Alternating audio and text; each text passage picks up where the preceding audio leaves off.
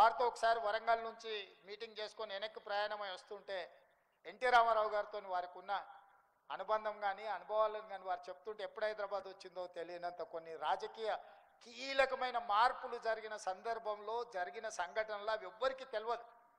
దేవేందర్ అన్న లాంటి వాళ్ళకు ఒకరిద్దరికే తెలుసు.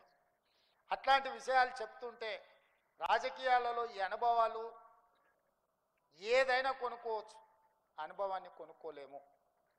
అనుభవం అన్నిటికంటే రిచెస్ట్ థింగ్. వారు ఆ రోజు జరిగిన పరిణామాలు ఒక్కొక్క సంఘటన ఎట్లా జరిగింది, ఒక సంఘటనకు ఇంకొక సంఘటన ఏ విధంగా తోడైంది, ఏ విధంగా రాజకీయ పరిణామాలు వేగంగా మార్పులు చేర్పులు జరిగినాయి. ఎన్టీ రామారావు గారికి ముందుకు వెళ్ళాలంటే ఆ గంభీరమైన పర్సనాలిటీ ముందు నాకు భయం.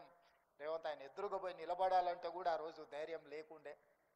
కానీ ఆ రోజు సంఘటనలు వేగంగా జరిగినాయి అని కొన్ని వారి అనుభవాలు చెప్పినప్పుడు ఇట్లాంటి అనుభవాలు భవిష్యత్ తరాలకు తెలియాల్సిన అవసరం ఉన్నది. ఈరోజు వారు పుస్తకం రాయడం, ఈ పుస్తకం కార్యక్రమంలో మేమందరం రావడం, ఈరోజు తెలంగాణ సమాజంలో ఒకనాడు పివి నరసింహారావు గారు, మరి చెన్నారెడ్డి గారు లాంటి రాజకీయ ఉద్దండులు ఉన్నారు. ఆ తర్వాతి తరంలో పెద్దలు జైపాల్ రెడ్డి గారు, దేవేందర్ గౌడ్ గారు లాంటి వాళ్ళు ఉన్నారు. వాళ్ళు క్రియాశీలక రాజకీయాలలో లేకపోవడం తెలంగాణకే తీరని నష్టం. జైపాల్ రెడ్డి గారు మన మధ్య లేకపోవడం, దేవేందర్ గౌడ్ గారు క్రియాశీలక రాజకీయాలు లేకపోవడం వల్ల తెలంగాణలో ఒక గౌరవప్రదమైన రాజకీయ వాతావరణం లేకుండా పోయింది. Subscribe us and press the bell icon for more interesting updates.